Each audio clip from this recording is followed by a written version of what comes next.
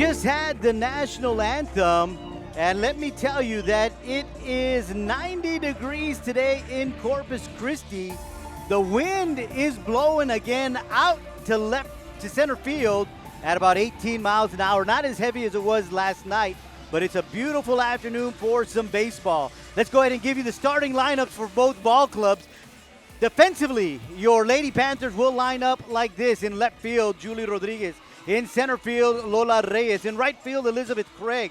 At third base, Alexis Solis. Second base is Mia Rodriguez. At first base is Romy Nunez. The shortstop is Lexi Escamilla. Behind the plate doing the catching is Jules Garcia. And in the circle for your Lady Panthers is Katia Reyes. Now 6-0 in the postseason in 6 starts. And as we mentioned, she gave up that 3-run homer last night in the 4th inning, fell behind, but was able to bounce back and got out of some major jams in the defense. Got some help from the defense as well. And the Lady Bulldogs will bat in this order. Leading it off is going to be number 15, the center fielder, Cassidy McLean. Batting second, playing second base, number 4, Valeria Feeney. Batting third, the third baseman, number 3, Taylor Haywood. In the cleanup spot is the catcher, number 12, Anya German. Batting fifth, the left fielder, number 6, Olivia Moreno. Batting sixth, in the circle, number 13, Emma Solis. Batting seventh, the first baseman, Lauren Youngblood. Batting eighth, Emerson Villa, playing shortstop.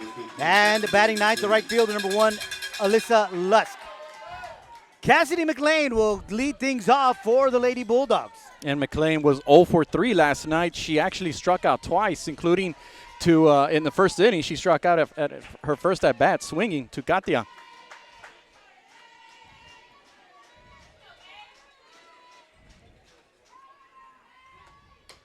And the first pitch is delivered, and it catches the outside corner for strike 1.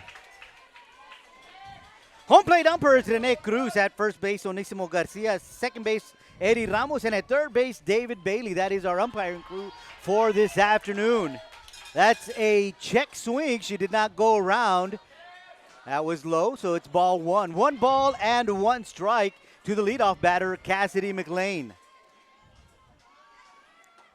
Swung on, fouled back into the netting. It's a dead ball, so don't be crying or yelling out at home that she caught it and that's an out. So I had a chance to talk to Kat after the game last night, and usually when I see her, she's upbeat and she's happy in a good mood, but she kind of had that business-like, serious look, and I just kind of asked how her arm was feeling, and she goes, "It feels great." She goes, "It feels amazing." And as we mentioned just a few minutes ago, they get treatment from the trainers, when the game is over, and she said it's called STEM, and maybe you've heard of it, yes. Joe. She said it's like a shock treatment, and it's on her throwing shoulder. Yeah, they put little patches on you. Little electrodes is what they call it. Swing and a miss, strike 3, and Kat picks up where she left off last night with a strikeout. Last night she had 12, and she's had 12 in just about every victory. Well, yeah, she had 12 strikeouts in the last series in each game, and against Harlan, games 1 and game 2. And off to a great start this afternoon. And, talking to Coach Rodriguez during the playoffs, he tells me that he and his team prefer to play during the day in this kind of element versus at night. And so I know he's got to feel really good right now with where he's at. He thinks psychologically it benefits his team versus the opponent. Valerie Feeney batting second for the Lady Bulldogs. Watches the first pitch go by for strike 1 and watches the second pitch go by for ball 1, so 1-1 count. And as we know, Joe, the Lady Panthers played against San Antonio Homes in the area round over there in Laredo on an afternoon in game 2 where they clinched the area round in this kind of weather. That's a hard hit ball to the second baseman, Mia Rodriguez. She picks it up, fires it to first for out number 2. And so Katia has retired the first 2 batters she's faced, and that's going to bring up the third baseman, Taylor Haywood. Nice job there by Mia on the grounder. I know last night she had a miscue there, but it's great to see her just get the routine grounder, throw it to first to Romy Nunez to get that second out. So 2 outs here in the top of the first. That's going to bring up Taylor Haywood. That ball is a well-hit ball into the left center gap off the wall. Lola Reyes picks it up on the rebound and fires it into the infield. and that's a double for Taylor Haywood. Yeah, it looked like the shortstop there, Lexi Escamilla, wasn't ready for that sequence there. She was kind of a second there, but regardless, the ball was hit so hard that it just went through her and went all the way to the wall there for a 2-out double. And that's going to bring up the catcher, Anya German. This little young lady is just a freshman. And she's a young lady that drove in all 3 runs last night in the third inning. She was 1 for 3 overall with her homer and 3 RBIs. And she was the one that did all the damage for Austin Bowie. Swung on and fouled back. Count is even at 1 ball and 1 strike. And we know in the last round we mentioned it that the Lady Dogs scored like 12 runs, I think, in one game and 13 in the other, and were held to 3 last night. So that just shows what Katia did to this offense. Yeah, to stymie those bats of the Lady Bulldogs. That pitch is swung on and fouled back into the netting again, and now the count is 1 ball and 2 strikes. You know, you're talking about Bowie, and yeah, they beat Lake Travis 12-6 and 13-3, that was in the previous series, the round of the playoffs. Yeah, the regional quarter against Lake Travis, district opponent. I don't know if it helped that they were familiar with them as well, so a lot of times that plays into effect. Count will remain 2 balls and 2 strikes on Anya German.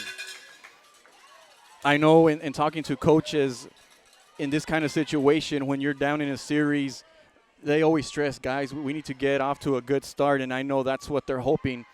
Yesterday or last night, we have a swing and a miss. Swing and a miss, strike 3, and that's going to do it for the Lady Bulldogs in their half of the first inning. They do get 1 hit, no errors, 1 runner left on, nobody scored.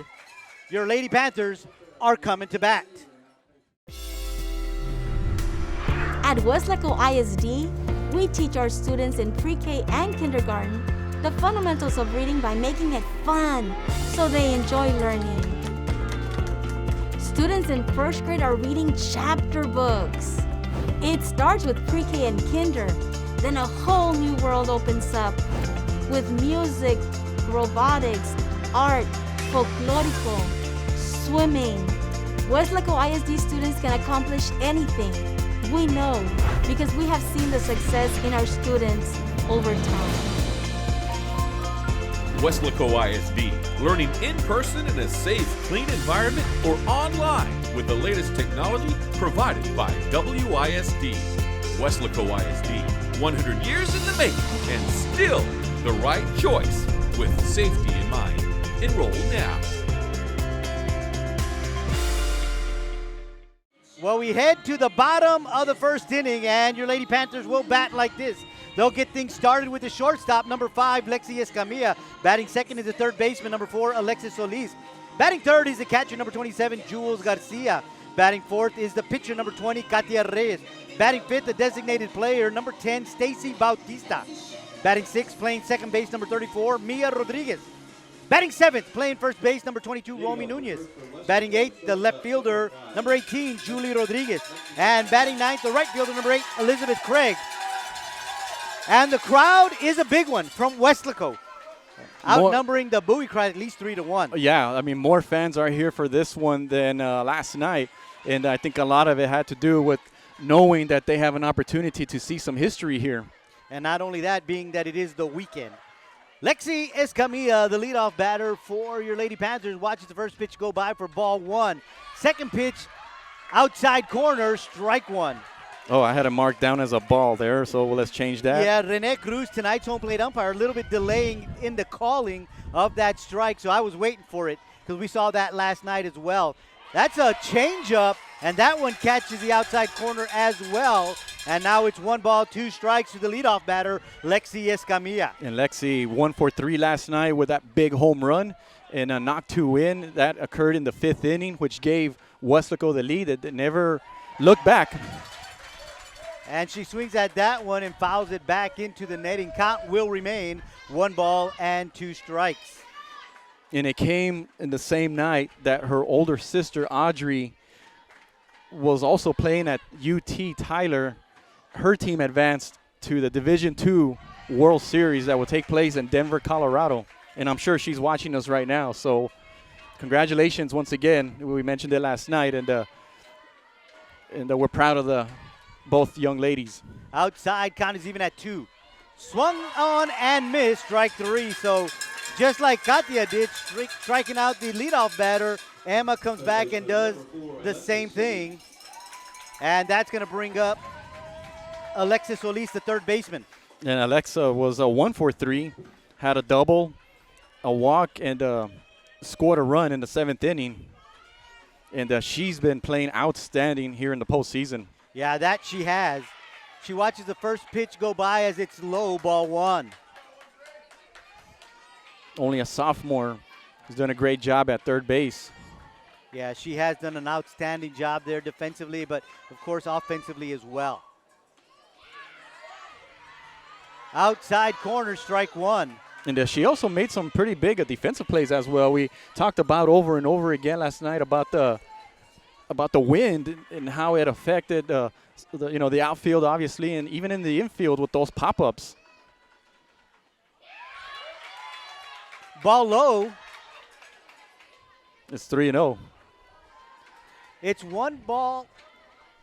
It should be 2 balls and 1 strike. Well, 2 balls and 1 strike. 2 All balls right. and 1 strike because the second pitch was a strike. I see. The scoreboard is incorrect. That is in there for strike 2. So the count is 2 balls and 2 strikes. And there goes the young plate umpire correcting it. It's 2 balls and 2 strikes. Yeah, you can see the scoreboard resetting, yeah. Yeah, we are correct here on the broadcast. So we adjust to a new umpire in a series. Outside, and now the count is full.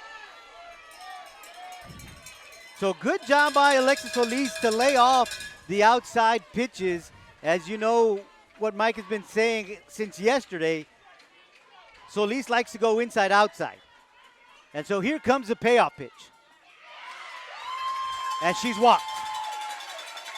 So your Lady Panthers have their first base runner of the ballgame.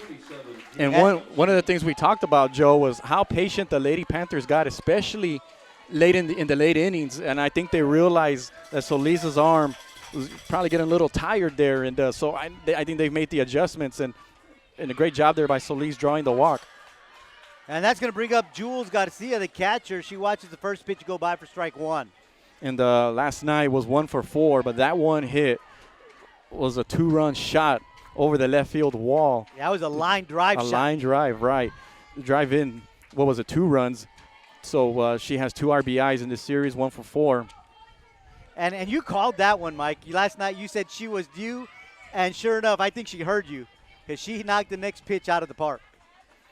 I think it was even the next pitch, wasn't it? It might have been. Maybe it was a couple of pitches, but.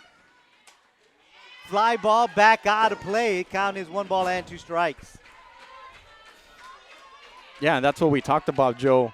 You know, big players step up in big games, critical situations, and that's what she did. And we were preaching after the 5th when the Lady Panthers took the lead. We were preaching about, it would be nice to get some insurance runs, and it came at the perfect time. That pitch is outside. Runner is going, and she's safe. Good slide there by Alexis Solis. The throw was a little high. Not sure if she would have been able to apply that tag, as that was a really good slide from Alexis. So she gets herself a stolen base. Yeah, I'm not sure if that was a delay steal or if she meant to do that or she just kind of at the last second decided to go there, but it worked out for the Lady Panthers, so a runner in scoring position. That pitch is outside, and now we go to full count again in 2 successive batters. Now, Mike, one of the things that base stealers do is that they delay steal by design because the catcher is already in a relaxed state, getting ready to throw it back to the pitcher, and then all of a sudden they got to get ready to chunk it to second base. Yeah, that's a great point. We saw the catcher, the way she threw the ball there, we see another walk. Back-to-back walks, and now you got runners at first and second. But we noticed the way she threw it, she probably didn't expect it, and so, yeah, that's where it was executed perfectly by Alex Solis. Yes. So it looks like we're going to have a courtesy runner, and yes, we are. Jules will come back and get her catcher's gear ready. And the courtesy runner is going to be Kalissa Isaguirre. And she'll be at first, and you got Alexis Solis in second. And that's going to bring up the pitcher, Katia Reyes. Yeah, Calissa did a great job in game, I believe it was game 2 last week, scoring a run. I know Coach Rodriguez likes to put in his courtesy runners for speed purposes. And on top of being able to run the bases, they're also very smart. They know when to go and how to go, and then they just look at the coaches, and they have that skill of running the bases, which is important. Yeah, very important. And, last night we were talking about baseball IQ, and that's what Coach Rodriguez really gets these girls. He raises that baseball IQ or softball IQ, better yet. First pitch, swing and a miss from Katia Reyes, strike one. We were talking about Jules and how she was due to get a big hit. I think Kat is too. She was 0 for 4 last night and actually struck out all 4 times. She got hit by the pitch, so she'll get to first base. So 3 straight players on base. 2 walks and a hit batter, and now the bases are loaded for Stacy Bautista. Stacy Bautista, a senior, the designated player. She was 0 for 3 last night, but did draw a walk. Yes. In And the now fourth we're going inning. to have another courtesy runner for Katia, and this is going to be Kiera Sosa. So Sosa, the sophomore, coming into pinch courtesy run, and Kalissa also a sophomore at second. So bases full of Lady Panthers. Solis at third, Izaguirre at second, and Sosa at first. And in the batter's box, as we mentioned, Stacy Bautista. Yeah, I'm looking at the infield, Joe. We had the in the corners playing a few steps in a little bit, and center and short are kind of playing in the, I guess, the running area, if you want to call it that. They're not playing too far in or too far back. Yeah, as we mentioned last night, this is a situation where corners come home. You try to turn 2 in the middle. That's basically what you preach defensively, because you got 1 out, and you don't want to get that run in. Oftentimes I notice, Joe, in softball is that when there's a grounder, especially if it's a quick one, they'll throw to home and get that sure out, and then maybe throw to first for the double play. Right. And it's, again, it depends on how fast it comes to you. Right. That pitch misses, so the count is 2 balls and 1 strike to Stacy Bautista. So here comes the 2-1. Swing and a miss, strike 2. 2 balls, 2 strikes to Bautista. Yeah, she took a good swing at it, but just a nice pitch there by Solis. And, I mean, even though she lost, she did pitch pretty well, tossing 17 strikeouts.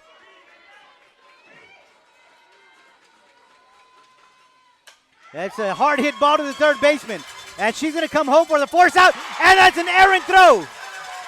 And here comes the second run, and she's safe. So an error on the third baseman scores 2 runs for your Lady Panthers. And I think what happened there, Joe, is the infielder was forced to throw like from her knees, so she didn't have the right position or how she would want there, and made a throw to home. And I got a little nervous there for Alexis Solis because she didn't hustle right away. She kind of ran kind of late there, but fortunately the ball took a bad bounce for Austin Bowie, and Alexis Solis was able to score. Yeah, it was a bad throw from the third baseman. Yeah, Alexis did hesitate there at third with nowhere to go and because you can't go back to third. She had to have gone at the crack of the bat. But a lot of times you're just not sure, is it a ground ball or is it a line drive? It happened so fast. Right, exactly. So that sometimes that really plays mind games on you, but so glad that it worked in our favor. So 2 runs come across here in the bottom of the first for your Lady Panthers. Runners at second and third. That's going to bring up Mia Rodriguez. First pitch low, ball 1. And the numbers for Mia, 0 for 3 with a walk last night. That occurred in the 7th inning. The young sophomore, daughter of Coach Mario Rodriguez. That's in there for strike one. 1 ball and 1 strike to Rodriguez. We talk about opportunities. You know, that's what Coach Rodriguez preach, and he preaches over and over again that when we get those opportunities, we got to take advantage of them, and that's what the Lady Panthers are doing to start game number 2. That's a fly ball behind home plate or in front of home plate. Solis drops it, and the bases are loaded.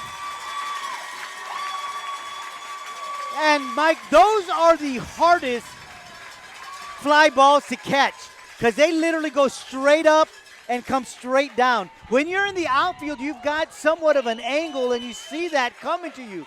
But this one goes straight up and straight down, and it's really hard. And so the bases are loaded for you, Lady Panthers. And we talked about the wind, how big of a factor it was last night. I wonder if the sun was a factor in this one, because I noticed that Emma doesn't wear any sunglasses or any kind of shades there. And being that the sun is right above us, I wonder if it bothered her a little bit there to prevent her from catching the ball, on top of maybe even wearing that protective mask. First pitch, outside corner, strike 1. The batter now is Romy Nunez, the first baseman. Swung on, right back to the pitcher. She'll come home for a first out, throws it to first, and that's a double play.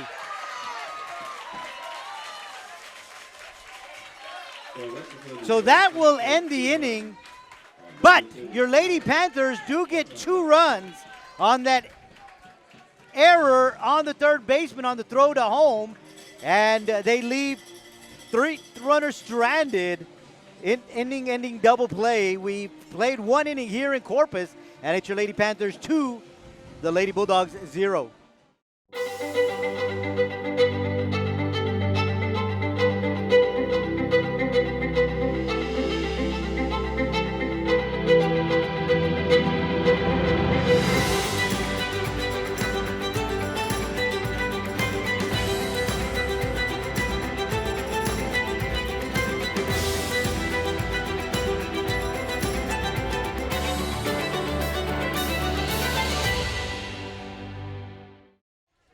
Well, we head to the top of the second inning, and the Lady Bulldogs will send Moreno, Solis, and Youngblood to the plate. They will all face Katia Reyes. So left fielder, number 6, Olivia Moreno, will bat first here in the top of the second. And she's one of the dangerous hitters in this lineup. I mean, there's from top to bottom, Austin Bowie can hit. But Katia did a great job at slowing them down, and one of them was Moreno. She was 0 for 4 and struck out 3 times last night. So here comes the first pitch to Moreno. First pitch swung on back into the netting, strike 1. So coming out swinging are the Lady Bulldogs here in the second inning.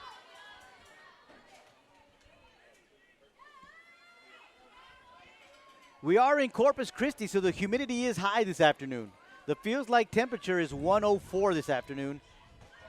And we're in the shade. Yes. So we're okay. That pitch is outside for ball 1.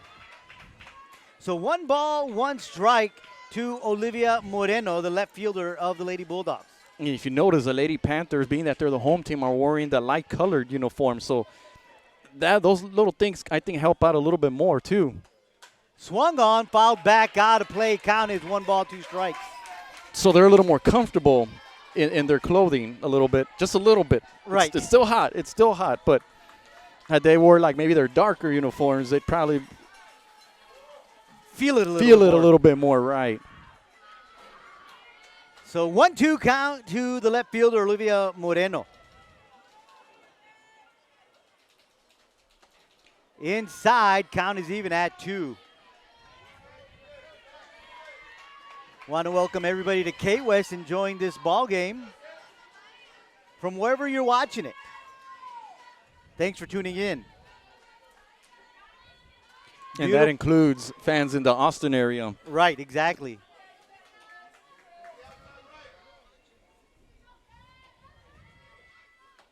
Swung on, first baseman Romy Nunez calls it, makes the grab for out number 1 here in the second inning. That one was a little easier than the one she caught last night. Oh, last night she made an outstanding catch late in the game. I don't remember what inning it was. I think it was the 6th inning? 7th inning. Was it in yeah, you're right, Joe. It occurred late in the game, and that was huge. And you heard her right now say, ball, ball, ball, or I got it. And she did a great job getting underneath it and catching the softball there. And that'll bring up the pitcher, Emma Solis. She takes the first pitch for ball 1. And Emma was also 0 for 3 last night. She grounded to Katia her first time at bat and then popped to. Swung on, and it's a pop fly back to Katia for out number 2. So that Katia made that one look easy. Yeah, just like last night. I mean, last night in the first at bat, the same thing happened. It was a grounder, though, and Katia got her glove out and made an outstanding play. And here, just got a quick pop-up and 2 up, 2 down. She did not have, Katia, she did not have a single 1-2-3 inning last night, and yet only 3 runs were scored. So she has an opportunity here to get her first 1-2-3 inning of the series. Lauren Youngblood up next for the Lady Bulldogs, takes first pitch for strike 1.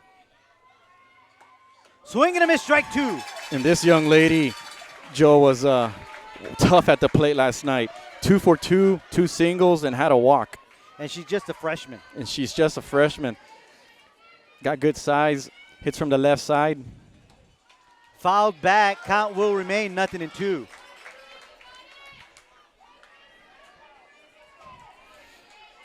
So, yeah, the Lady Bulldogs do have a few left-handed batters. I want to say there's at least 3, maybe 4. So here comes the 0-2. Swung on and fouled back. So for the third time, we're going to do 0-2. And for those that don't know, Joe, last year Los Fresnos played Austin Bowie in this round and in this field. Los Fresnos won game 1, but then lost games 2 and 3. So the Lady Panthers want to change that fortune a little bit here. Come out victorious. For the Rio Grande Valley. Swinging and a strike 3. And there is your first 1-2-3 inning for your Lady Panthers. No runs and no hits, no errors, nobody left on. We head to the bottom of the second, and it's your Lady Panthers 2, the Lady Bulldogs 0. Before Harlan Block raised the flag over Iwo Jima, he was a student at Weslaco ISD. There he played for the Panthers, won a championship, and learned some of the leadership skills he and 7 other students used while serving in the Marines. Weslaco ISD is home to some of the most prominent graduates in the Rio Grande Valley. For war hero Harlan Block, Weslaco ISD was the right choice. We go to the bottom of the second inning. Lady Panthers are on top 2-0. And they'll send batters 8, 9, and 1 to the plate. And that's going to be Julie Rodriguez, Elizabeth Craig, and Lexi Escamilla. Julie Rodriguez, the left fielder. You know, we were talking with her last night, and we talked about this on the air because of the film that you did regarding, you know, the players and their excitement about being at this next level. And she was one of those that said, I've got people saying, good luck, great game, we're excited for you, we're pulling for you, that I don't even know, but they know me because I'm a Lady Panther. So I went and I did the same thing to her last night. Yeah, and did she even know you, Joe? I mean, I wonder. But I'm pretty sure she does. But if they can pull off one more win here, Joe, it's going to get out of the school and into the community and into Valley-wide. Yeah, absolutely. You're going to start seeing Valley fans come and support the Lady Panthers, and I'm sure send their well wishes and good luck to them. Julie Rodriguez leading things off here in the bottom of the second for your Lady Panthers. And here comes the first pitch from Solis. Swing and a miss, strike 1. Julie was 0 for 2 last night, did draw a walk and scored. But she did a great job, Joe, at the plate, battling Emma Solis there. There must have been 1 or 2 at-bats where there was at least 10 pitches. Right. Outside corner, strike 2. And you got to wait a little bit because home plate umpire Rene Cruz is a little delayed in those calls. So I'm just waiting. If I think they're going to be close, I'm going to wait for him to give us the official signal. Swung on and hit hard, but this is going to go foul and out of play down the third base side of the field. Count will remain 0-2 to Julie Rodriguez. And I see Elizabeth Craig on deck come and give her a fist bump, just kind of telling her, like, hey, that was a great swing right there. And last night she had a swing similar to that was foul. way outside for ball one, and probably saying, put that next one in play. So, same thing, but put it in play. Exactly. So 1 ball, 2 strikes to Julie Rodriguez.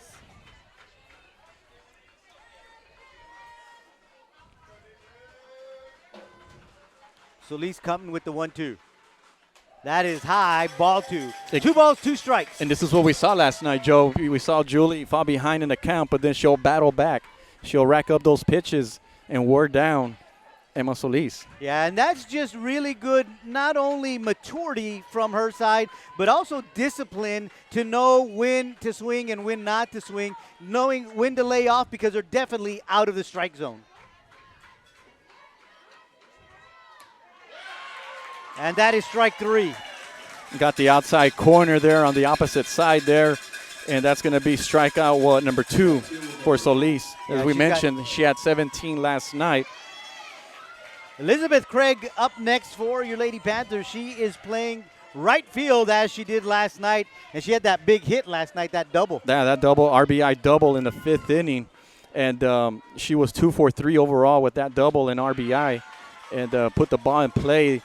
And we were talking about it actually after the game. I was visiting with her and her parents there, and I told them, I think they underestimated your power a little bit there, and they agreed. I think Elizabeth showed them that she can hit it. She can hit it out there. And as you mentioned that, Mike, swung on, grounder to the third baseman, has trouble with it, picks it up, fires, makes an errant throw, and Craig is safe at first base. So again, we see the third baseman, Haywood, not do well with the softball and throw it a little off target. Yeah, and I don't know if it has anything to do with maybe they know that Elizabeth has pretty good speed hustling to first base there, so she kind of has to force the throw a little bit. She's hurrying it, and it's off the mark there, and Elizabeth is on board. Well, we go to the top of the order, the shortstop, Lexi Escamilla. She is 0 for 1, struck out her first time at the plate. Well, one thing I did notice on that play, Mike, instead of getting in front of the ball, she tried to backhand it. That is fouled back for strike 2. And normally when you backhand, that's only if the ball's kind of going like opposite or away from you, correct? Away from you, yeah. She had plenty of time to move over, square up, and get in front of it, which she didn't do. It's a fundamental thing that they teach you when you're young. Just make sure it's in front of you and put the glove in front. Right. Keep it in front of you. Low and outside for ball 1. 1 ball, 2 strikes to the batter, Lexi Escamilla. Elizabeth Craig at first base, 1 out here in the bottom of the 2nd.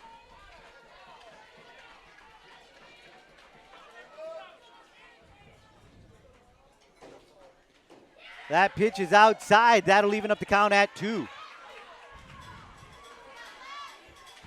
A good patience there by Lexi. And that's your job as a leadoff hitter. You want to work the count and make the pitcher rack up those pitches and throw. That one is low, and now the count is full. So forcing it to go deep into the pitch count is Escamilla. And now the count is full with just 1 out here in the bottom of the 2nd.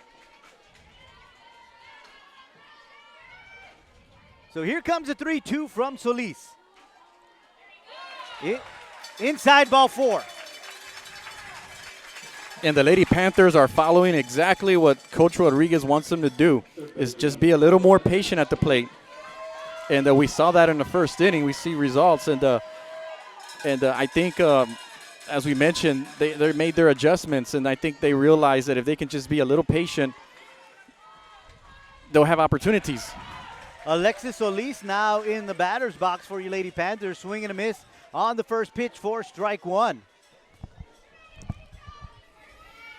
And Alexis started the 2-run first inning with a walk and scored. Swung on, that's going to be a foul ball. So the count is 0-2 to the batter, Alexis Solis.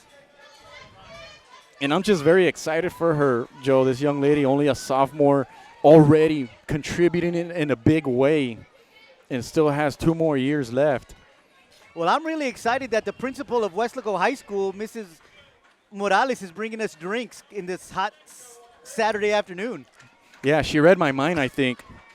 Oh, my gosh, if only I could have a Gatorade or a Powerade, and then boom. That is a hard hit ball, and that got Coach Rodriguez moving. We don't see Coach Rodriguez move like that unless it's a line drive going his way.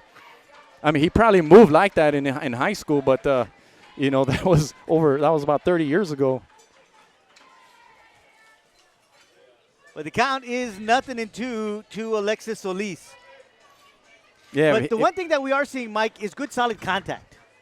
Absolutely, yeah. You're right on there. They're hitting the ball. That is low, ball one. 1 ball, 2 strikes to Alexis Solis. We remember, Joe, last night. It took them a few innings for them to even put aluminum on the ball there, and they're doing it early on. My cousin used to put it this way: you got to put the fat part of the bat on the fat part of the ball. Yeah, good advice. Swung on right back to the pitcher. She picks it up, fires it to first for the force out, but that advances the runners to second and third, and that's going to bring up Jules Garcia. The most dangerous hitter in the lineup, but Emma Solis, I thought, did the right thing there. Got the sure out there at first base because now you have 2 outs, but you're right, Joe, the runners do advance. But Jules, well, just like last night, an opportunity for an RBI here and extend the lead. There are 2 outs here in the bottom of the second. First pitch is low for ball 1. And she walked, and the courtesy runner, Isagede, scored the second run in the first inning. That's right. On that errant throw from Haywood. Inside, ball 2. So 2-0 count to Jules Garcia. And we saw last night Emma get a lot of those strikes in that inside corner there, and I think she wanted that one and didn't get it. Yeah, the catcher turned around and asked for it. Outside corner, strike 1. Yeah, Anya turned around on that pitch before this last one, was looking at the ump and saying, wait a minute, wasn't that over the plate? So, yeah, you're absolutely right. Good. Yeah, it's one of those are you sure kind of questions. That catches the outside corner as well. And now the count is even at 2 balls and 2 strikes. Yeah, I want to give credit to the catcher there because I saw what she did. Herman, she got it a few inches outside and brought the glove in at that time. Sometimes it doesn't work, but that time it did. Swung on, fouled back, and it'll remain 2 balls and 2 strikes to Jules Garcia. And you got to know that Emma is remembering what pitch she gave Jules last night and doesn't want to do the same thing here today. Yeah, you're right, Joe. I mean, Jules could easily make this 5-0 with a one good swing. This is going to right field. Lust coming in. Going out is Feeney, and she makes the grab over the shoulder for out number 3. So Feeney really came into that picture late, but made the grab for out number 3.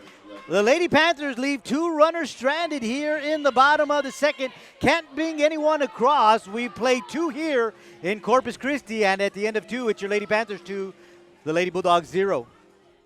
Weslaco ISD graduates receive more than $4 million in college scholarships, including dozens who will play college sports. More than 900 received a certification and are ready for the workforce or continuing their education. Over 400 honored graduates will have opportunities to study at top-tier universities. And we are proud of our scholars graduating from medical school, law school, business school, and Ivy League universities. Weslaco ISD, the right choice for high school and beyond. We are in the bottom of the second. 2-0, Lady Panthers on top. And we head to the top of the third. And the Lady Bulldogs will send 8, 9, and 1 to the plate here in the top of the third inning. Emerson Villa, Alyssa Lusk, and Cassidy McLean. Emerson Villa, the sophomore and the shortstop for the Lady Bulldogs, will lead things off here for the Lady Bulldogs in the top of the third inning. Yeah, and Emerson was 0 for 3 last night, struck out twice, and also fly to left. So Katia doing a great job with this young lady. Shortstop number 9, Emerson Villa. The wind looked like it shifted a little bit, blowing more out to left than it was to center. The flags are kind of going across now. Yeah, more toward the corner, Right. looks like. It's still blowing pretty hard. Yeah, still blowing hard, but I've just noticed that they are blowing more to left than they were to center as they were just a little while ago. The first pitch missing for ball 1.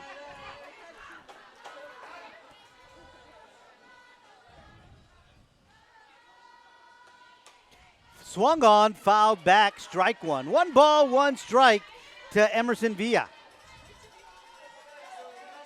And I found out, Joe, before the game that the winner of this series will take on San Antonio O'Connor, who won last night against Round Rock. It was a 1-game series. So that's what we're looking at.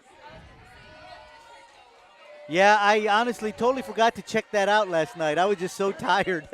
We all were. Yeah, so thank you for doing that, Mike. I appreciate that. Well, let's give credit to the coaching staff. They're the ones that told me. Okay. So they're on top of it. Yes, of course. Yeah. 2-1 to count to Villa. Swung on, fly ball. Center fielder coming in. Lola Reyes, what a grab!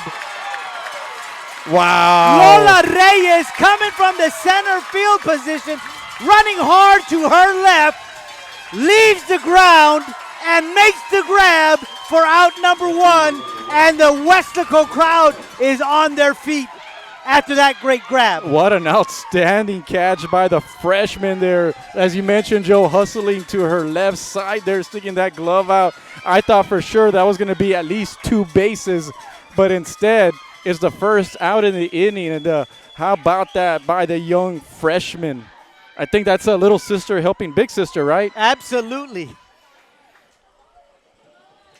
Alyssa Lusk, the right fielder, up at the plate. The left-handed batter watches the first pitch go by for strike 1. So, I mean, regardless of what happens today, I think tomorrow when they're back at home, and we talked about raspas a little earlier, I think Kat owes her a raspa as a thank you. That's going to be a bunt. Picked up by Reyes, going to first, not in time. The speed of Lusk beat that one out. And we saw Lusk try to do that last night several times, but at that time she put the ball in play, and Kat did a nice job getting it. Tried throwing it to first, threw it hard there, but the speed of Lusk beat out the throw there. You know, I want to go back to that great catch by Lola Reyes out in center field. You know, years from now, if they advance to the next round at the Thanksgiving table, she's going to bring that up.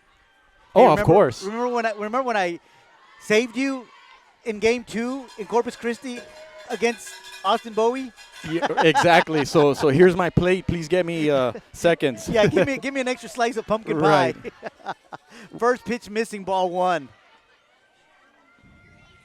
Showing bunt. That one's in the air, but it's going to be foul. So that one comes behind the plate, strike 1. 1 ball and 1 strike to McLean. One of the things that we talk about when great teams make their run in the playoffs, they get the big hit. They get, they make something happen. That's a perfect example of it defensively. Maybe getting a little piece of luck on your side. And that wasn't luck right there, what just happened there. But that's just an excellent play by an excellent athlete.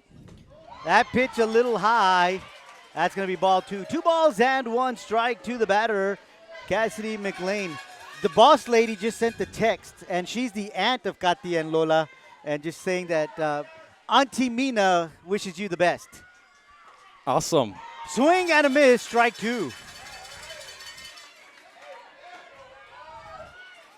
I mean, you think about it, Joe. I mean, Lola was in middle school last year. Yes. And she didn't even play. There wasn't any softball at the middle school level. Last 2 years. Last 2 years. So, yeah, she's gone. As we have a swing and a miss there. Strike 3. And that is the 4th strikeout for Katia today. So we've seen Lola jump from playing, senior league or what league would it be at the end, junior league or whatever it is when you're 12, 13, 14 years old to varsity baseball or softball, 4th level playoff game. Yeah, regional semifinal. Right. So that's going to bring up Valeria Feeney. Swing at the first pitch, shortstop, picks it up, fires at the second. And that's going to do it. So a great job there by Lexi. A great job by Rodriguez covering. And that's going to be a 6-4 inning ending out for the Lady Panthers. So we played 2.5, and the Lady Panthers coming to bat in the bottom of the third, leading 2-0.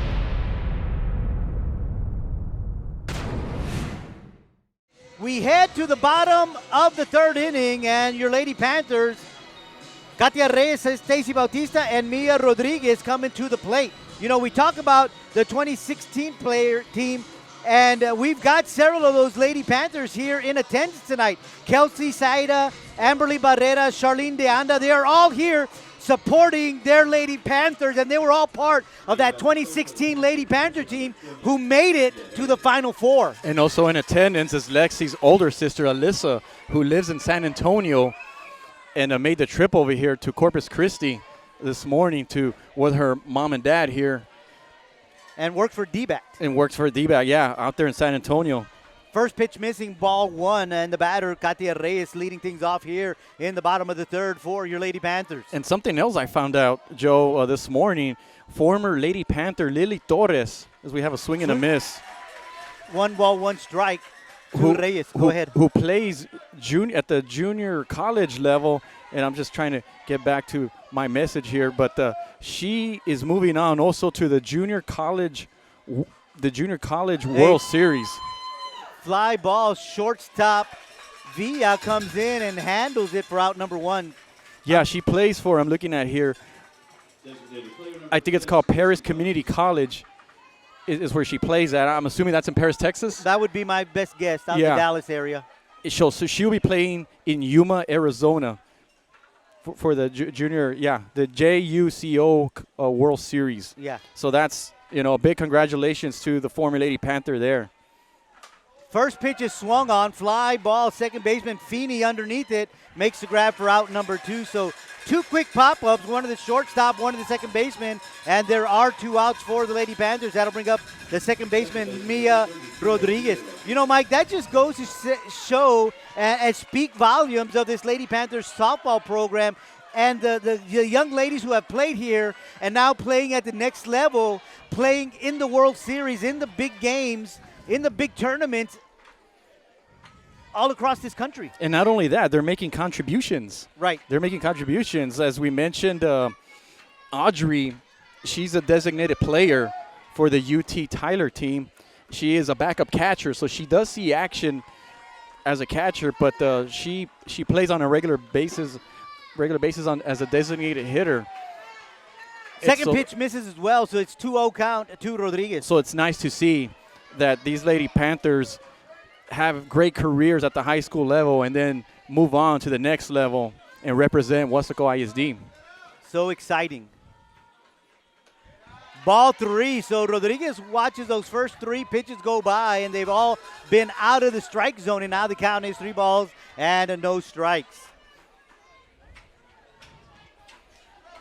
So again, we see these batters making Solis go deep into the count. Outside corner, strike 1. It's still a good take there by Rodriguez there because Emma has made it look easy so far up to this point in the third inning. So you want to make her work a little bit. So that was a good take there by Mia. So here comes the 3-1. Ball 4. So Mia is aboard, the first base runner for your Lady Panthers here in the third inning, and that's going to bring up Romy Nunez. And she was the one that grounded into the 1-2-3 double play that ended the first inning. And Romy, the young sophomore. See if she can get things going here in the third inning. Swing and a miss, strike 1. 2-0, Lady Panthers on top. 2 outs here in the bottom of the third. Yeah, we see Coach Rodriguez come out along with the trainer. Not sure what happened. Well, again, sliding on this turf isn't very easy because, again, it's a rubberized turf. And I compared it to a track that you run on. And so we saw Mia slide into first base right now. And this just doesn't give like regular dirt does. And, of course, we saw her do the same thing last night when she dove for that ground ball. So a lot of times you get stuck as opposed to sliding. But it looks like she's okay, and that's always a good sign. Yeah, she was already waving him off, to, go back. I'm fine. Thank you. So the count's 0-1 to Nunez. That one in the dirt, ball one. 1 ball and 1 strike. 2 outs here in the bottom of the third.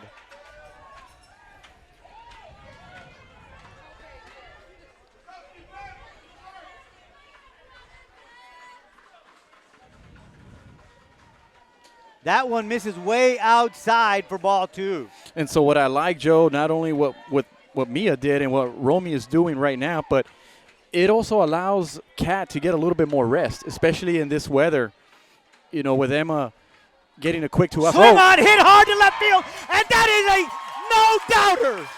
That one was no doubt. As soon as it left the bat, it was way over left field. All you saw was Olivia Moreno turned and looked. She made no effort to go after it, and that's a 2-run bomb. And now your Lady Panthers are up 4-0. I was looking at Cassidy McLean over there in left field. All she could do is look up, and look back, and it was out of here. You mentioned, Joe, no doubt about it. She got all of it there to left field and let the wind carry it. And the Weslaco Lady Panthers now with a 4-0 lead. And for Romy, her second home run in the postseason. Mike, I'm going to be honest with you.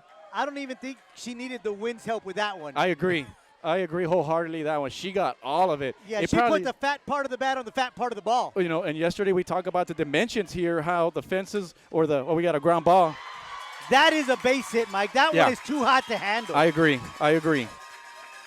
So Julie Rodriguez, after the home run, just hits the first pitch hard into the third baseman's shin. Well, going back to the dimensions, the last time the Lady Panthers were here in 2016, 2017, the wall was deeper, about 220, 225 is what he thought. I imagine had it stayed like that, it would have still been a home run, yes. I think. And that's going to bring up Elizabeth Craig. She reached last time via error on the shortstop. As she watches the first pitch go by for ball 1. So the dimensions now are 200 in the corners and 210 to center field. So I would say that one was like 230. Outside corner, strike 1. We don't have all the technology like Major League Baseball to give you how far that went, but that one did go a long ways. Yeah, it would have been cool to show that graph to see how high the ball went and how everything, how they show it nowadays with those really neat graphics and those colors, the way they show it. The tracker. Exactly. And they even show you, they show you how many feet it was and how many miles an hour and all that. That would have been in the top 3 of the year. Yeah, I agree. Yeah, that was a no-doubter. I think as soon as she hit the ball, everybody was already running out from the dugout. That was high for ball 3. 3 balls and a strike to Elizabeth Craig. Mike, you mentioned earlier the lack of respect last night for her batting abilities. Look at the outfield today. Yeah, they're playing deep. Yeah. Swing and a miss, strike 3, and that'll do it for your Lady. I think that's strike 2. Oh, I'm sorry. Strike 2. Okay, there's 2 outs. I've got this beam right in front of me that blocks my view of the scoreboard, so I apologize, fans. Full count to Elizabeth Craig. That's a hard hit ball over the shortstop for a base hit. So I'm hoping Elizabeth heard me and got mad at me for saying that. and she paid me back with a base hit. And it's also worth mentioning, Joe, that the home run by Nunez was the first hit of the ball game for the Lady Panthers. So once again, it's the second time in the lineup. Last night was maybe the third time. Second time in the lineup is where the Lady Panthers are getting through Emma Solis as far as hitting the ball in play. And so now we have 3 straight hits, a home run and then back-to-back singles.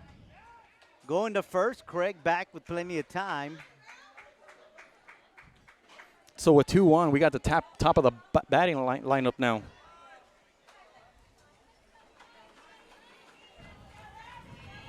So 1-0 count to Escamilla. Runners at first and second, 2 outs here in the bottom of the third.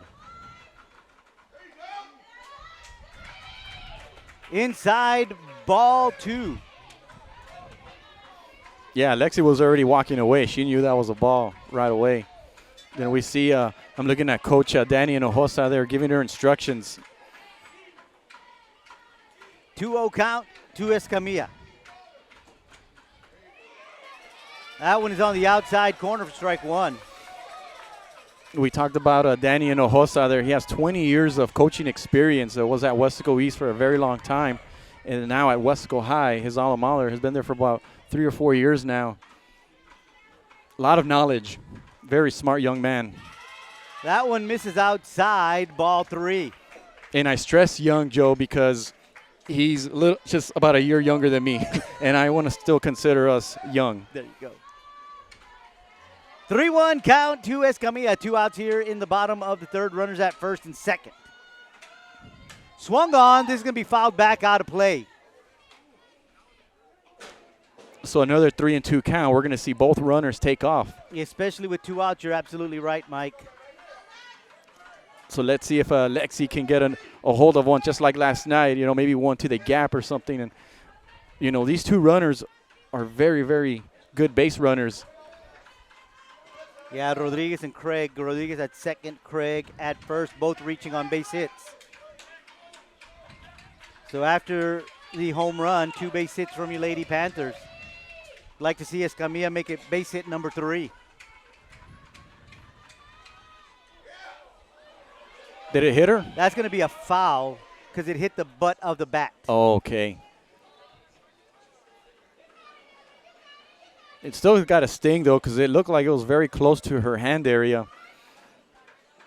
Perhaps the vibration of the bat, I don't know. But she did make an attempted swing at the pitch. Yeah. Yeah, she was kind of shaking her left hand there. So it could have been one of those where it catches you like right on the inside part of the knuckle or something. But nonetheless, it is a full count to Escamilla. 2 outs, 2 runners on. This is a line drive to the shortstop. Villa takes a step in, makes the grab for out number 3. But your Panthers do score 2 more here in the bottom of the third. And at the end of 3, it is now 4-0. Lady Panthers on top.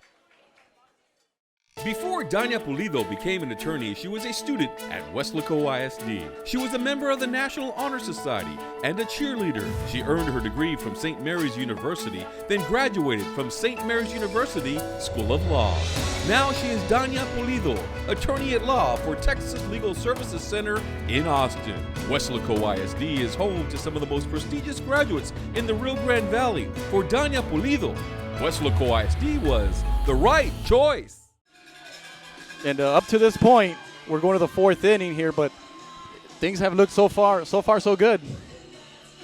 That's right, Mike. We are headed to the 4th inning, and the Lady Bulldogs will send Haywood, German, and Moreno to the plate. And that was the deadly trio, at least 2 of them, last night. Yeah, Taylor had a hit last night and scored, and she had a double in her first at-bat in the 1st inning.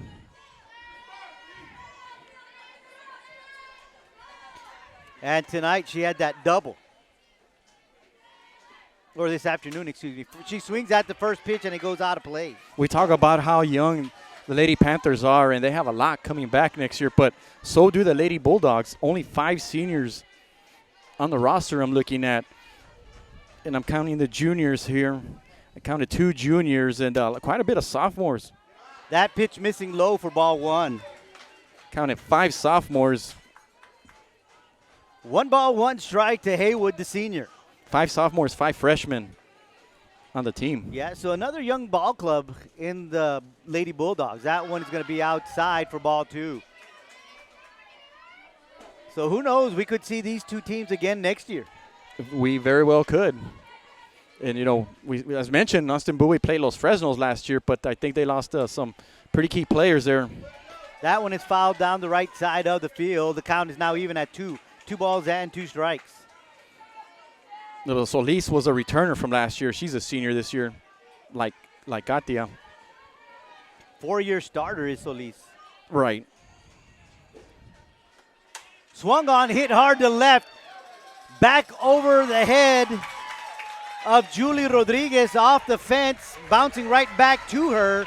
She gets it in quickly and keeps Haywood at a single. Yeah, exactly. That you got to give credit there to Julie getting the ball off the wall there and turning around, throwing it right away to second base, keeping Haywood to first. And the trainers and the coaches are out taking a look at her. And you bring up a great point, Joe, with the field here. The field turf that we have, and you wonder if I wasn't sure if I didn't look, but if Haywood maybe turned around and slipped or something. Maybe even on the swing, who knows?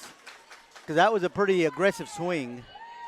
And that's going to bring up Anya German, the freshman catcher for the Lady Bulldogs. And she struck out swinging to end the first inning. So she's 1 for 4 in the series. And she's the one that homered yesterday, so I'm sure that's why Coach Rodriguez came out to talk to the team right now. And we saw a lot of this last night. We know Katia got out of a lot of jams. And with a 4-run lead, you don't want to give Austin Bowie any kind of momentum. Yeah, so they get a leadoff single from Haywood, and that, as we mentioned just a little while ago, will bring up the freshman, the catcher, German. First pitch missing for ball 1.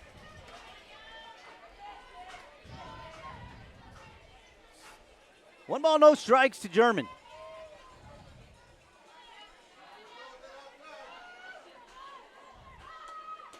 Outside, ball 2.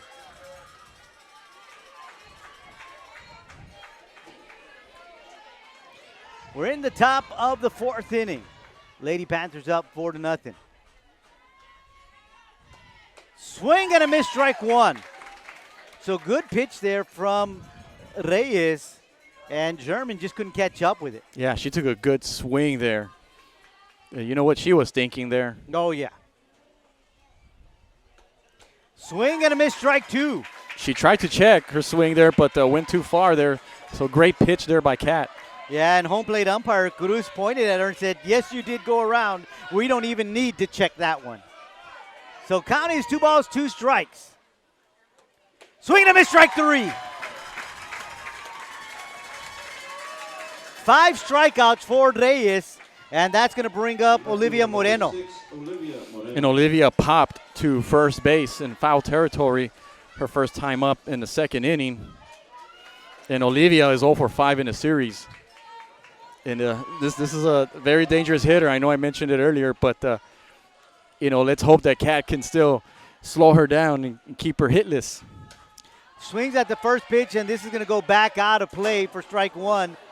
And the young lady with the umbrella was trying to use the umbrella to shield her, and I'm guessing that might be her son down there, and did a good job shielding him from that softball with the umbrella. Yeah, thankfully everybody's okay there, but we always have to be careful with, when you sit in an area where there could be some foul balls. You always have to keep an eye on, number 1, where the ball is, and number 2, where the children are. So 0-1 to count. Swing and a miss, strike 2. So Katia Reyes gets ahead in the count on Moreno, 0-2. A nice pitch there by Kat. And it looks like she's attacking to the outside here. So she has the hitters chasing a little bit with a count 0-2. I have a feeling that she's going to maybe try to do something like that again. And you could tell by the positioning of Garcia. That's exactly what they were doing, or anticipating an attempted steal from Haywood. Yeah, exactly. I was thinking the exact same thing, Joe. You mentioned the way Jules was kind of squatting. She was kind of already halfway up by the time she got the pitch there. So here comes the 1-2. Swung on right back to Reyes. Reyes goes to second, and they get the lead off. That lead runner, Escamilla, trying to go for the double play, but a good slide by Haywood to disrupt the transition from Escamilla. And great job by Lexi Escamilla going from the shortstop position to the second base bag. And it's all about timing. If you notice, Katia, when she got the ball, she turned around and kind of was already motioning, throwing to second, and Lexi was already there waiting for the ball. But I also think Lexi did the smart thing by not forcing it to first and making a bad throw and get that important second out there. So it's better to have an out and then try to throw to first. And, you know, it wasn't worth the risk. First pitch missing, ball one. Jules Garcia asking for help. Did she go around? So they'll look at first base umpire Onisimo Garcia, and he'll say, no, she did not. But you're absolutely right, Mike. You want to not give a free 60 feet to any of these base runners. So let's keep her at first. Outside corner, strike one. 1 ball and 1 strike to the batter, Emma Solis. Yeah, because if you really think about it, Joe, what are you, about 10 outs away from advancing? Yes. You know, we can maybe quietly get the countdown going a little bit, whispering it a little bit. You know, we want to make sure you play smart. Right. And fundamentally play, fundamentals, do everything right. And you know, when you say that, it just gets me thinking of Escamilla and the family tree and how many names we have seen on this Lady Panther Ball Club in that Escamilla name. And so you know there's a lot of softball IQ that is shared around the dinner table with this family. Swing and a miss, strike 2. Yeah, one of many players just overall that grew up playing in that travel league. I believe they're called the Heat. I'm not sure, but even at that, yeah, the older sisters are all playing at the next level. No doubt about it. Exactly. That one's going to miss outside to bring the count full. 3 balls, 2 strikes to Emma Solis. There are 2 outs here in the top of the 4th. So we'll see Olivia Moreno take off from. Swung on, fly ball. Rodriguez coming up, and she will make the grab for out number 3. The Lady Bulldogs did get 1 hit. They did leave 1 runner stranded, but more importantly, they scored 0 runs. And we head to the bottom of the 4th. Lady Panthers 4, Lady Bulldogs nothing.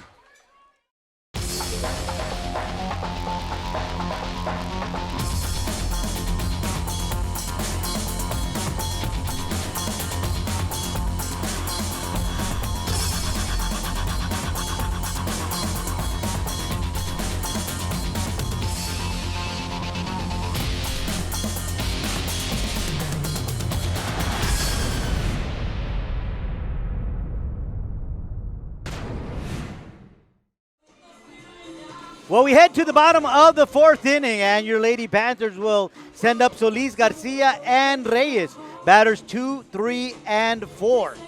So a pretty good part of the lineup to be at as we begin the bottom of the 4th here at Corpus Christi. Yeah, with the heart of the lineup coming up, it's one of those things where, just like last night I mentioned, I don't want to be greedy, but hey, let's see if we can get another run or 2 here and put more pressure on the opponent. Yeah, an ex-coach and good friend of mine said, you always want crooked numbers up on that scoreboard.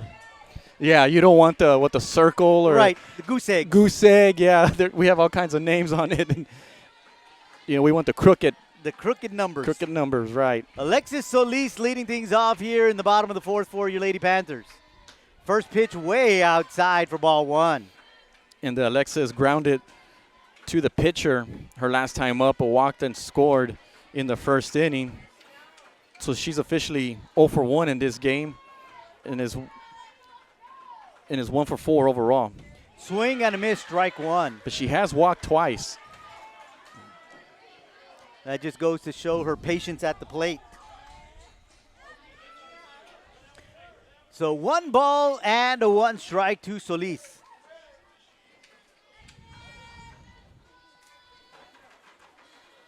Swing and a miss, strike 2. Yeah, good swing there by Alexis, but it's just one of those nasty pitches that we've seen Emma Solis throw in the series there. Just one of those off-speed pitches. And she throws a lot of those throughout the night or throughout the afternoon. We saw it last night. She threw a lot of those as well. So 1-2 count to Solis. Swung on and fouled back. Count will remain 1-2. I wonder if Solis took a swing there because she felt good about it, or if she was trying to protect herself because that ball was kind of inside going toward her. And I wonder if she didn't swing, if it was going to hit her. Well, my guess is that it was the latter, protecting the plate, because we've seen this umpire call those corners. Yeah, that's true. That's a good point. Swung on and fouled back, and we'll do 1-2 again.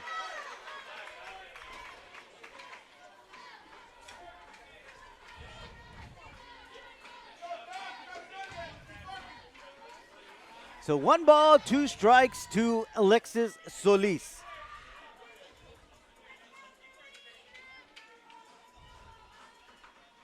That is outside. Count is even at 2. Great patience there by Solis. We keep echoing it, but we've seen the Lady Panthers as a team just kind of take those pitches there. Yeah, and not really go after really bad pitches. Swung on, fouled back. Count remains 2-2. So we did 1-2 a couple of times. Now we're doing 2-2 a couple of times. We don't know what the total pitch count is for Emma Solis, but Coach Hinojosa is the one that addressed it to me where they think she threw about 170 last night. So she's easily thrown over 200 pitches in this, series, what's that, about 11 innings or so. That one is way inside. Count is now full. And I imagine, Joe, as talented as Emma Solis is, and she is very talented, pitching in the circle in this heat, and you've thrown over 200 pitches in less than 24 hours, it takes a toll on you. So here comes the payoff pitch. Swung on, fouled back. Yeah, I think that hit the umpire's mask there as we see him take it off and shake it off a little bit. Having a few words with the catcher. Yeah, I'm okay. Are you okay? I'm okay. I kind of heard a double. Yeah, because it hit the catcher and then him. Yeah, heard double click there. And that's why I said that comment. Are you okay? Yeah, I'm okay. Yeah, I'm okay. Are you okay? Yeah, exactly. Swung on, fly ball. Second baseman Feeney moving over. She'll make the grab for out number 1. Yeah, Alexis just put the ball in play there. Put it at a pretty good spot. But Feeney once again doing a great job moving to her left side. Was able to make the catch there for out number 1. And that's going to bring up Jules Garcia. She is 0 for 1 and a walk today. She also scored on that error, that throw from Haywood, with had Solis scoring first and her scoring right after her. Saw that the ball got away and made its way to the fence, and she didn't hesitate, kept on going to produce run number 2, and watches the first pitch go by for ball 1. Yeah, she's put in a lot of work in the postseason as a hitter and as a catcher, taking all those pitches from Katia and also Julie Rodriguez.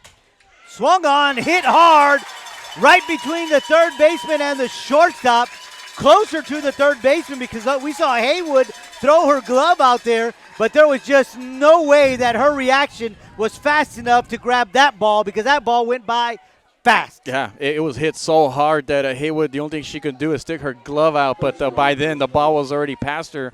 So we see Jules with a base hit, and we have a courtesy runner. Once again, it's Isekere, I imagine. Yes. So number 2, and she scored the second run in the first inning. So here comes Katia Reyes.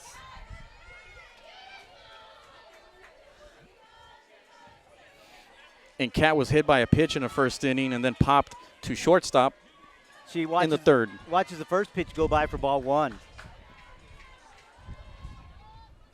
Pitch gets away from the catcher, and on her way to second is Izaguirre. So I wonder if that was a pass ball or a wild pitch.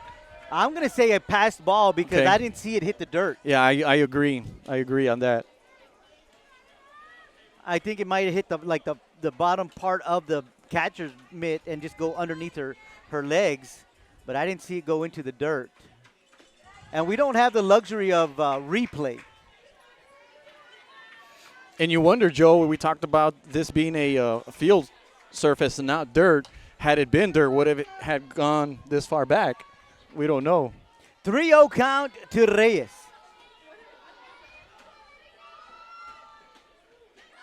Takes that pitch for strike one.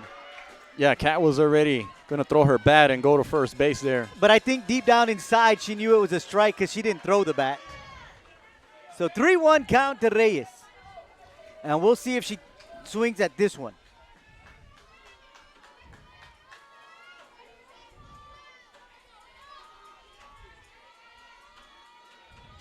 That one is ball 4.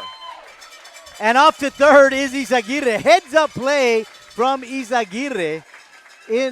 That was a walk, but I'm not sure if they're going to say it's a dead ball because it shouldn't be. Yeah, Or it shouldn't be. Somebody called timeout. That's what happened. Okay, I saw the second base umpire coming in, and that's Eddie Ramos, and I thought just maybe they were going to call a dead ball, but I didn't see any reason for that to happen. But they're actually calling timeout on the field. So we have runners at the corners in Izaguirre and Reyes, and just one out here in the bottom of the fourth, and that's going to bring up Stacy Bautista. Yeah, and we actually have a courtesy runner in number 6, Kyra Sosa, in for Kat Reyes there at first base. But yeah, it was great base running there by Izaguirre there on that pitch there that was not even close. It was like, 5-6 feet in front of home plate to the left side of us. And Izaguirre took off right away to third base. Yeah, that she did. And the catcher didn't hang on to it cleanly, and it got away. And so that was what really allowed Izaguirre to get over to third base. She did make a look or an attempt at going to third, but as soon as it did squirt away, she went ahead and went because I think that the catcher was trying to make a move to get the ball and throw it, but may have been maybe just a fraction in front of the ball. Yeah, and I'm looking over there in the circle, and I noticed that Emma Solis is getting some water to drink. They're trying to keep her hydrated. They're putting a wet towel over her.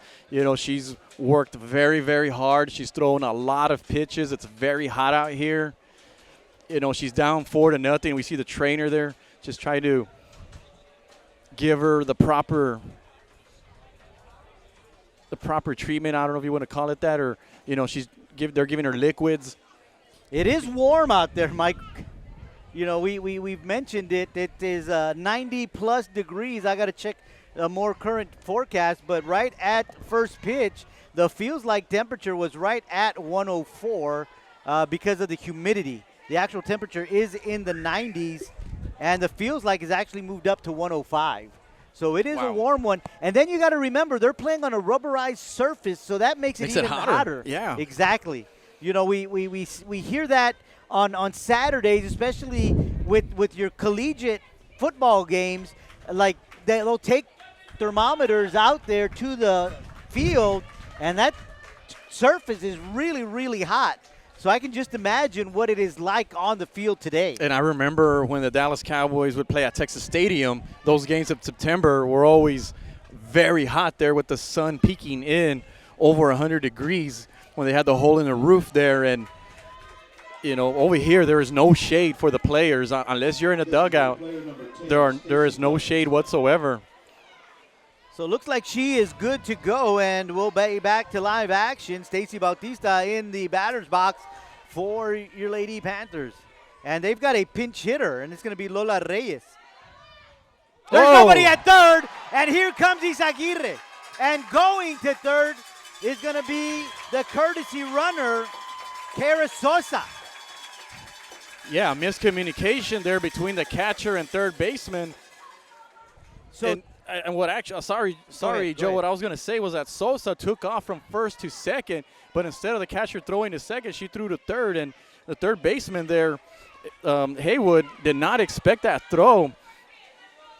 And Isagire scored easily. That pitch in there for strike one. 1 ball, 1 strike. Typically, we had Stacy Bautista, the designated player, in this position, but in the bat for her is the flex player who is playing center field, Lola Reyes. So typically, or just, I guess in better terms, she's just batting for herself. 1 ball, 2 strikes as that one catches the outside corner. Last week, Lola had one of those unique hits that was right in front of home plate. Swung on, fouled back, out of play. And that was Lola's first ever playoff hit as a varsity player. And we were kind of joking that, we were talking about the dinner table again, that when they have that conversation and they ask her, do you remember your first ever playoff hit? And she's like, yeah, it was right in front of home plate, about 5 to 10 inches there. And she just hustled the first base and got a single. Outside and low for ball 2. But you know what, Mike? In the scorebook, it goes down as a base hit. That's all that matters. Exactly. And I like to say during my golf game, it's a scorecard, not a postcard. So it doesn't matter what it looked like. What matters are the end results. Swing and a miss. Strike 3. So Reyes goes down swinging for out number 2. Yeah, she took a good swing there, but missed there. And it's good to see that Emma Solis is okay. And that's going to bring up Mia Rodriguez, the second baseman. She is 0 for 1. She reached on an error in the first inning and scored in the second inning. Swings at the first pitch. First baseman, Youngblood, going over. And she makes the grab. I thought she had overrun it, but she made a great adjustment to make the grab for out number 3. But your Lady Panthers do score one more run here in the bottom of the 4th. And at the end of 4, it is your Lady Panthers 5, the Lady Bulldogs 0. Before David Lozano started practicing law, he was a student at Weslaco ISD. He participated in UIL athletics. He was a regional qualifier. He earned college credits through the dual enrollment program. After high school, he attended the University of Texas before graduating from St. Mary's School of Law. Now he helps people in need as an attorney. WISD is home to some of the most prestigious graduates in the Rio Grande Valley. For David Lozano, Weslaco ISD was the right choice. We head to the top of the 5th, and the young lady that made that adjustment to grab out number 3 right now, Lauren Youngblood, will be leading things off, followed by Villa and Lusk in the 5th inning for the Lady Bulldogs. And Youngblood is 0 for 1, struck out swinging in the second inning after going 2 for 2 last night. Left-handed hitter.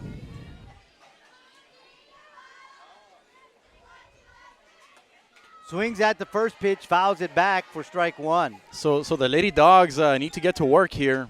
Down 5, and they're running out of time as the Lady Panthers are 9 outs away from the Elite 8.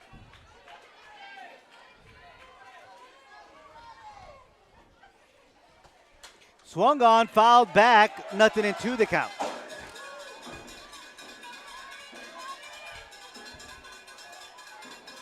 Yeah, after what we saw a little while ago on the other foul ball, I think everybody is just looking up and making sure that everybody's out of the way on those foul balls. So 0-2 the count to Youngblood.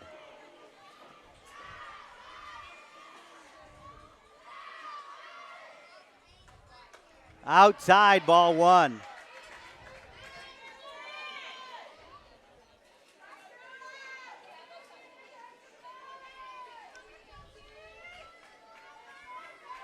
So 1 ball, 2 strikes to the freshman, Lauren Youngblood. Trying to get her to chase something outside of the strike zone. They do not. And now the count is even at 2 balls, 2 strikes. So in the lineup, it's numbers 7, 8, and 9. So we are going to see Well, we see a base hit there. Opposite field, base hit for Youngblood. She's on her way to second. Here comes the throw, and it's going to be cut off by Escamilla. So a leadoff double for Youngblood here in the 5th inning for the Lady Bulldogs. Yeah, great piece of hitting there by Youngblood, going the opposite way to the gap. And as mentioned, the Lady Dogs need some base runners, and that's a good start for them here in the 5th inning.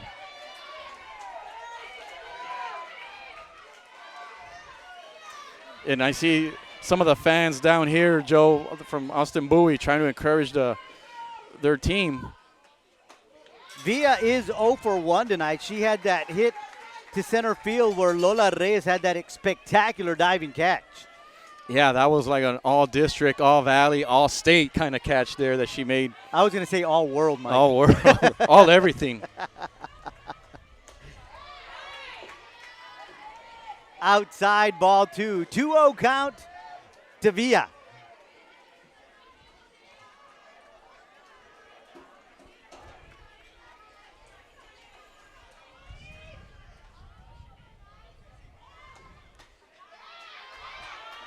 Ball 3. Or ball 2, it looks like, according to the scoreboard. Let's see what the umpire says. No, 2 balls and a strike. So we missed the strike there. He's really late with those calls. So 2 balls and a strike.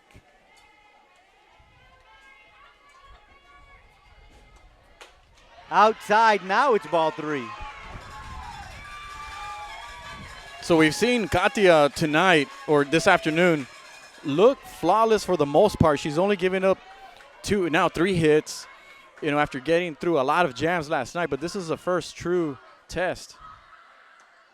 That's going to be right off the pitcher to Escamilla and through first base for out number 1. So that's going to be a 1-6-3 out. And what I liked about that, Joe, is Lexi, when she got the ball, she took her time and threw it to first base. Looked at the runner at second. Right. No, that's a very good point there. She made sure that the runner stayed at second base there. But the point I'm trying to make is that Lexi didn't panic. No. Even though the ball was off Katia's glove, it went straight to Lexi. And you mentioned she made sure the runner stayed at second before throwing it to first. And great job there at first base. That'll bring up Alyssa Lusk. First pitch, strike 1. By Romy Nunez getting that throw by Lexi to get that first out. Absolutely. Rigo Rivera says that catch from Reyes is going to be an ESPN top 10 of the week. Well, it should be. Little grounder back to the pitcher, and not enough to get the runner over, and now that's out number 2. Yeah, that play happened so fast that Katia, as soon as she got it, she made the throw underneath her hand to Nunez there at first, but then Nunez looked at the base runner at second to make sure that she stays there. So just like that, after a leadoff double, it's 2 outs. And we go to the top of the order. Cassidy McLean, she is 0 for 2 strikeouts tonight.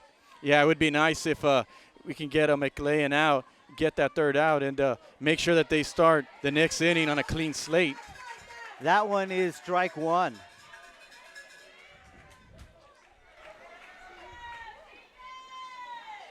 Nothing in 1 to count to McLean. A little high for ball 1.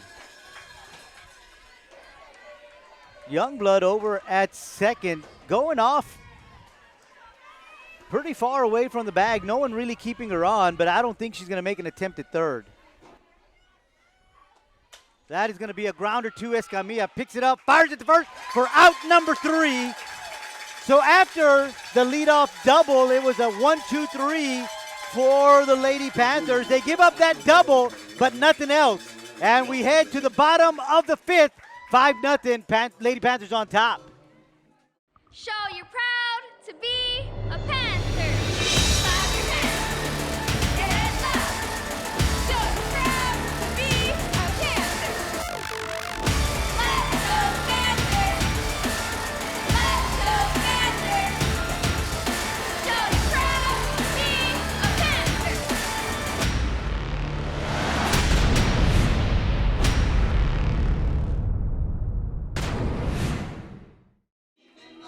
So we head to the bottom of the 5th inning. Nunez, Rodriguez, and Craig do up for your Lady Panthers. Romy Nunez is 1 for 2, but she had that big home run her last time at the plate.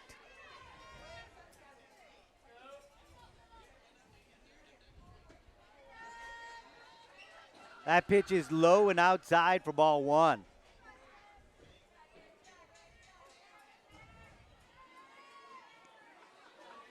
Yeah, Nunez has that interesting batting stance where her left foot is kind of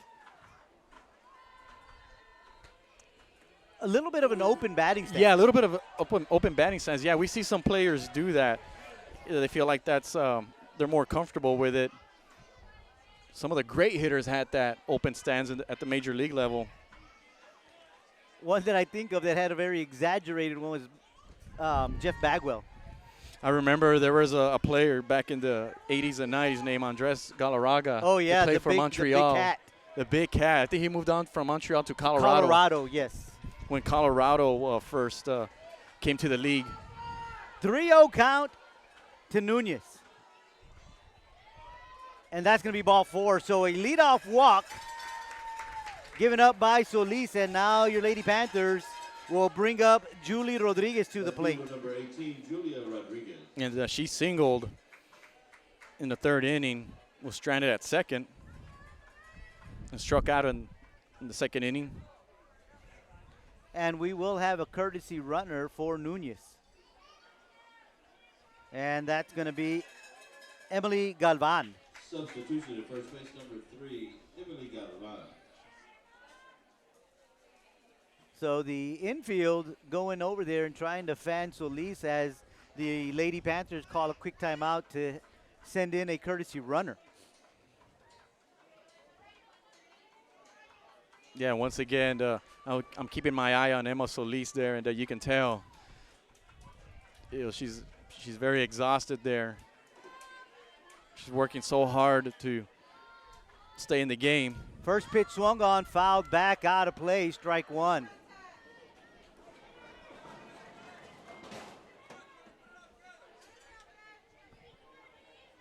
So 0-1 to count to Rodriguez.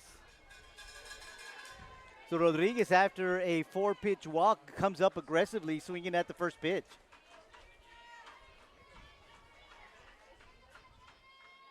Swung on, fly ball right in the middle of the field. Youngblood calling everybody off, and she'll make the grab. So really good call there by Youngblood, because that's what you want to do. You want to let one of your players make that play.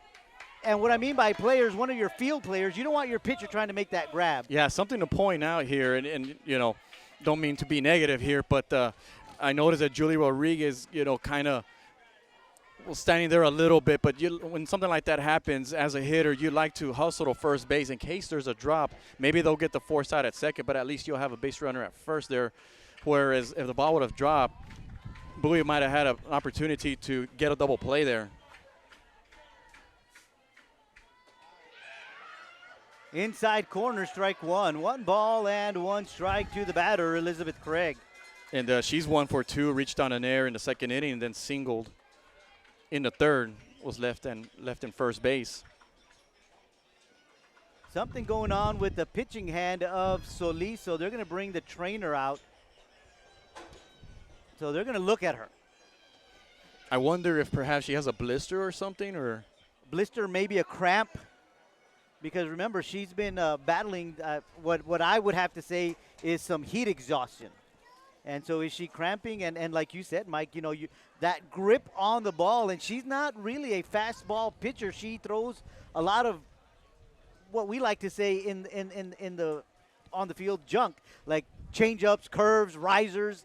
And so those require different types of grips. And so that could cause blistering as well. Yeah, very good point there. And I'm looking at the trainer, and they're doing some work to her hand there. They're trying to massage it, and we see one of the players come out and to give her some water.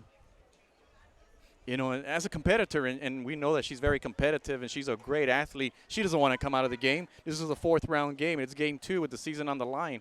She wants to stay in, and she wants to help her team and contribute. Now, if you're Weslaco, do you a strategy here? Do you say, hey, don't swing. Let's see if she can throw some strikes. Yeah, because big-time players always want the ball in their hands when the game's on the line. And that's what exactly you're seeing from Emma Solis. She wants the ball in her hand in a game of this magnitude. So she looks like she's okay. She'll continue on, and it's a 1-1 count to Elizabeth Craig.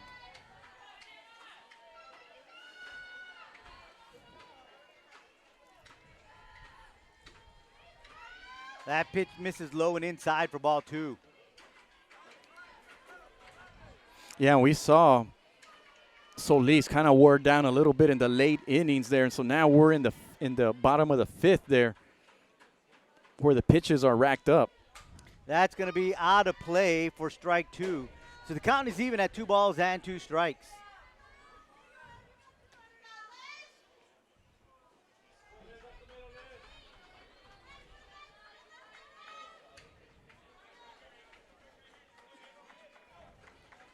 So 2-2 count, 1 out here in the bottom of the 5th inning. Craig at the plate for your Lady Panthers. And a courtesy runner in Galvan at first. That one is low in the dirt, full count. And again, you see Solis working on that right hand. And now she goes for the rosin bag. Yeah, what's inside that? Like powder, right? Like, yeah, it's a chalk. It's a chalk, okay. So that way, you know, you get that moisture off of your hand. It's what bowlers use too, right? Bowlers, gymnasts. Swung on, and that's going to be a foul ball, and it's going to be full count all over again. It just helps with the grip, doesn't it? Well, that plus it helps to keep the moisture off your hands because you got a lot of sweat on your hands, and so you really can't bring anything else onto the field. Any kind of foreign substances. It's sweat, and then we've seen her drink a lot of water there, so that liquid part of it stays in your palms, in your hands, your fingers. Swung on, fouled back, and Elizabeth really working the count. And as you've been mentioning, Mike, she's thrown quite a bit of pitches, you know, and adding on from last night, she is way up. And I would have to say beyond the 250 mark right now. I agree. I would say at least 250. I'm curious, and we'll ask the coaches after the games, but yeah, I would say at least 250 pitches. That is ball 4. Great discipline there by Elizabeth Craig. So runners at first and second, and we go to the top of the order. Lexi Escamilla up at the plate with just 1 out here in the bottom of the 5th. Yeah, she lined out to the shortstop to end the 3rd inning. But not like last night, here we have an opportunity with base runners on for Lexi. That one catches the inside corner for strike 1.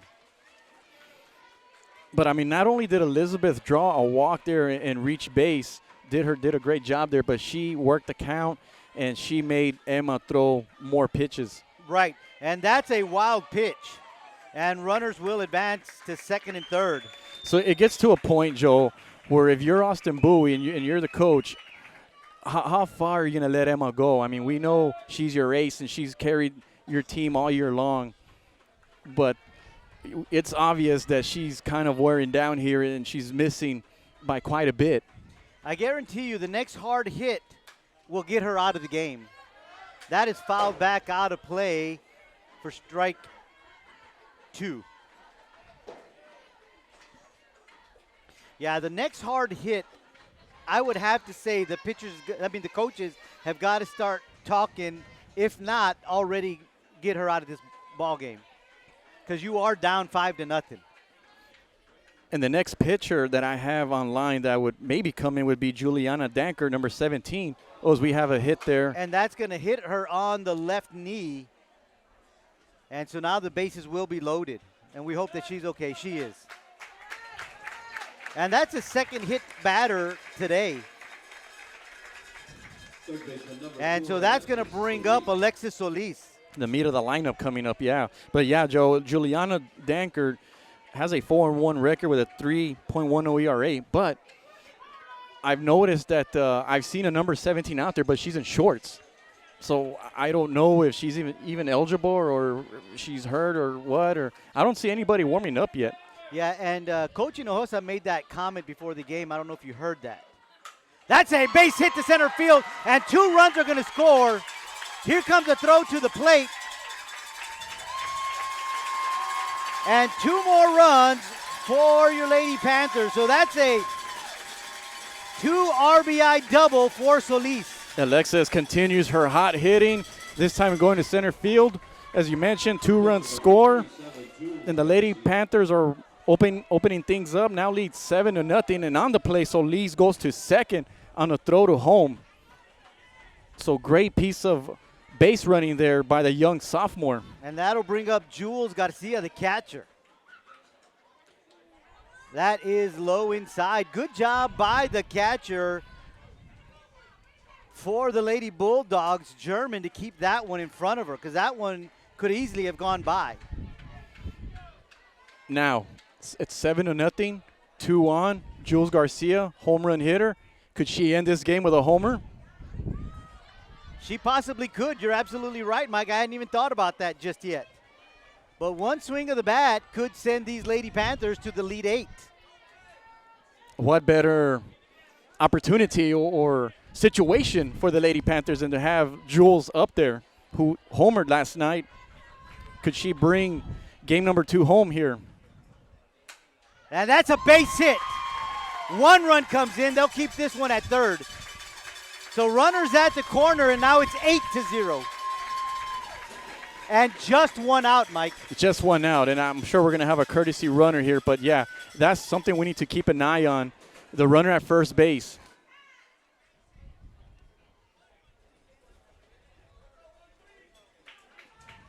So here comes Coach Whistle out to have a few words with the umpire. And, yes, the pitcher is done. Emma Solis is done. And she gets a standing O from both ball clubs, from Weslaco and from Bowie. Yeah, well-deserved because, I mean, last night, even though she suffered the loss, she struck out 17 batters.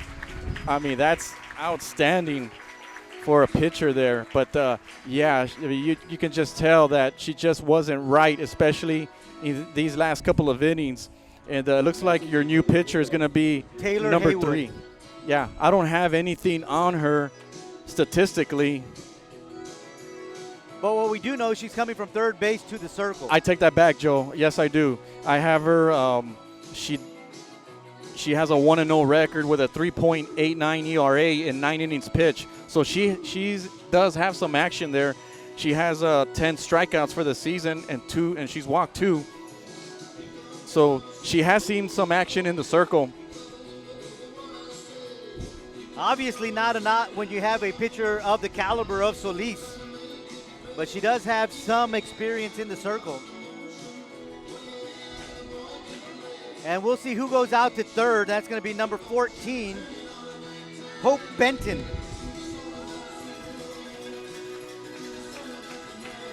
So Hope Benton goes to third, and Haywood goes to the circle. Yeah, and they're playing my favorite Dire Straits song, The Walk of Life. Walk of Life. Yeah, most people know Dire Straits from Money for Nothing, but I actually like Walk of Life. And if you've seen the music video, it's a sports theme, and that's why I love it. Katia Reyes rips the first pitch to the third baseman. Benton throws it to first for out, and in to score is Alexis Solis. As soon as Benton delivered the throw to first, Solis made a run to home, head first score, and now it's 9-0. But more importantly, look who went all the way to third, Mike. Yeah, the courtesy runner, outstanding base running there on the throw. Isaguirre is 60 feet away from ending this series. Right, right. So, does Kat get credit for an RBI? I Yes, believe she does, she does, right? Okay. yes.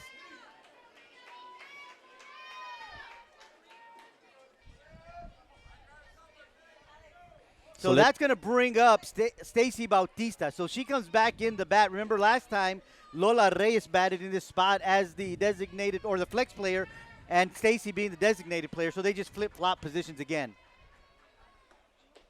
First pitch missing low and inside for ball 1. Yeah, Stacy Bautista, the senior, one of 5 seniors with a chance to end game number 2 here.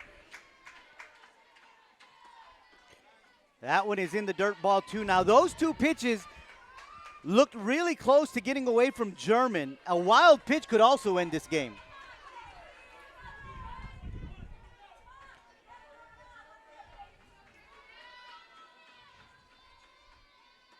Outside, ball 3. So 3 straight pitches out of the strike zone.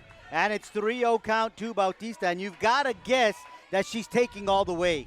I agree. You want to take it all the way, make her throw a strike.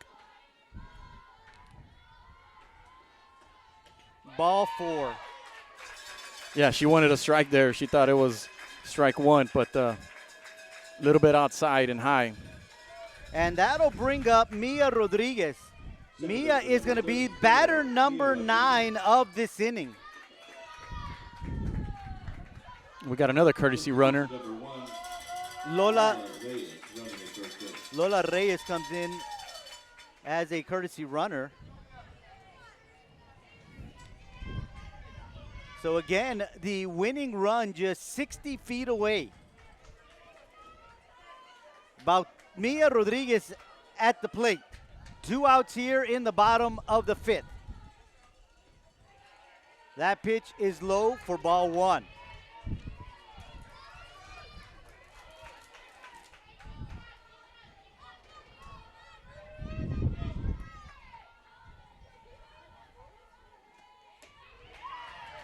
That one crosses the plate for strike 1. 1 ball and 1 strike. Yeah, good pitch there. Rodriguez steps out of the box, takes a deep breath, and is asking or telling herself, I need a good pitch here. I just need to get a base hit, and this is over.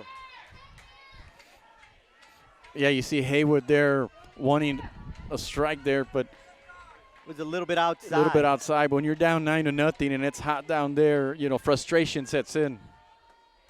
That's a hit to Benton. She fumbles it, and we win. The Lady Panthers are regional semifinal champions. They advance to the Elite 8 on that error from Benton, which allows Izaguirre to score, and your Lady Panthers are heading to the Elite 8, and they'll face San Antonio O'Connor. Golly, Joe, what a remarkable game this was for the Lady Panthers, and knowing that you're advancing to the Elite 8, it doesn't get any better than this. They came out in game 2 and played lights out. The hitting was there, the pitching was there, the coaching was there, and hats off to Weslaco High School as they march on to the regional final. 2 runs in the first, 2 runs in the third, 1 in the fourth, and 5 in the 5th.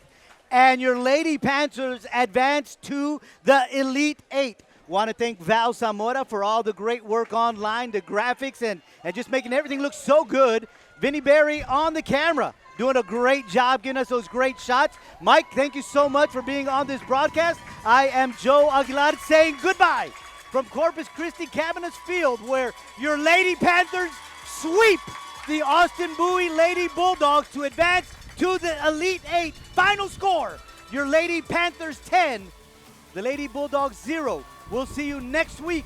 We don't know where from, but we will be in the Elite 8 of the round of the high school softball playoffs. Goodbye.